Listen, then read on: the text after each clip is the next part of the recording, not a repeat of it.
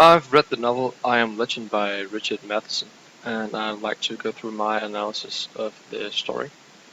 First off, I'll start with a short summary of the novel and then continue with my analysis and interpretation. And in my analysis, I will characterize the main protagonist of the story and explain the situation that he's in. And then I'm going to cover the themes and messages of the novel and finish off by putting it into perspective with similar work from the author. The novel I Am Legend was written in 1954 by the American author Richard Matheson. The story takes place in Los Angeles in 1976, which is 20 years into the future from when the book was first published. The genre of the story is a well-balanced mixture between science fiction and horror, which adds very nice variation to the novel. Robert Neville is the protagonist of the story, and seemingly the only human survivor from a plague that has converted the rest of humanity into vampires. The reader is first introduced to the main character, Robert Neville, right from the start of the novel. You will learn of Neville's constant struggle to keep safe from the vampires, as they tirelessly try to invade his home. Therefore, Neville has barricaded his house to keep the creatures from entering the house. While Neville harbors himself inside the house, the vampires taunt him.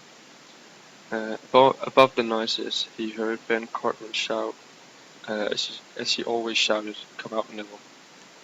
This is in page 20.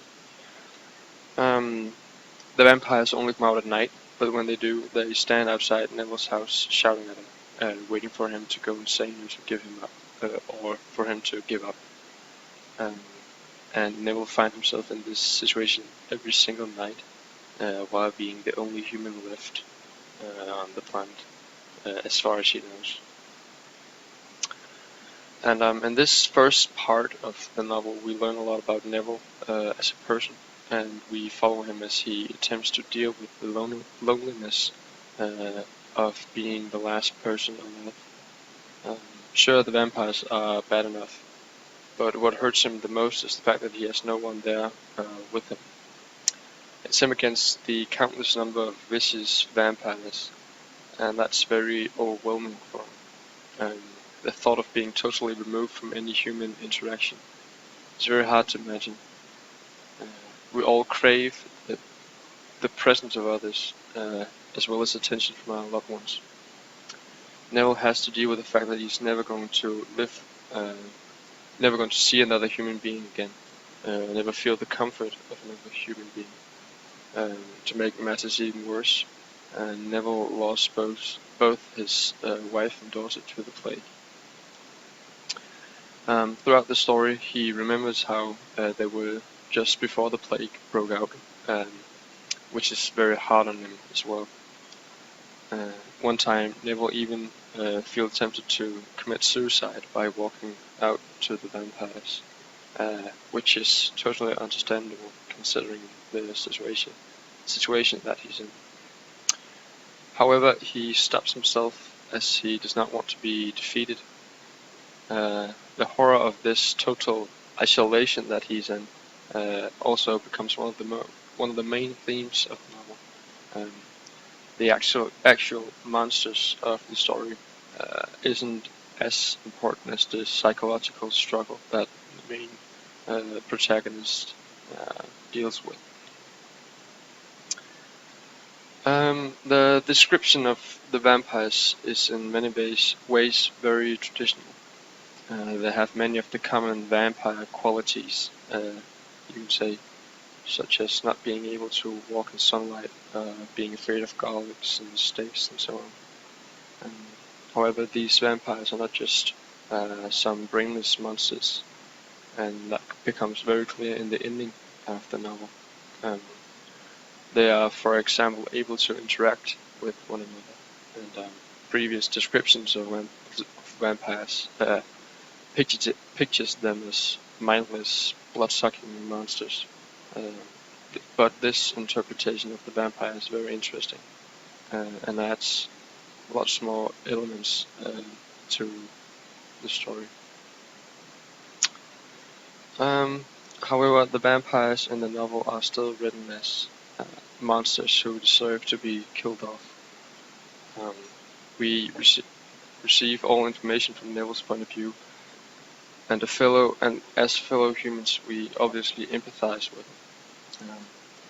He's in a very tragic situation, and his only duty is to kill every single vampire he can find, as they kind of deserve it. These creatures hunt him every single night and makes his life living hell. And of course, Neville hates the vampires with all of his heart, which for the reader seems very understandable. And this opinion that Neville has continues contained throughout the story, and we, as a reader, continue to support his claim. And then towards the end of the novel, the vampires finally capture Neville after a vampire called Ruth tricked him. However, instead of slaughtering him instantly, they drag him back to their newly formed kind of society. The vampires have come together and formed a community for themselves. Neville is then to be executed for the crimes he committed against their race. This of course comes as a great surprise for Neville, but he also finds something out right before he's executed. And then I quote, "Full circle, a new terror born in death, a new superstition entering the unassailable fortress of Aurora. I am legend." In page 160. This means that the vampires was afraid of him, as he was afraid of them. They consider him as sort of a mass murderer of their people, and he was very feared amongst the vampires. And you know, from their perspective, Neville was the last man on Earth, and very frightening vampire hunter. So for them, he had become a legend, you can say. And Richard Matheson is known to be one of the best authors to write horror novels. His other stories, like The Night Stalker, also revolves around this vampire theme, and many consider Matheson as being the inventor of the horror genre that we know and love today.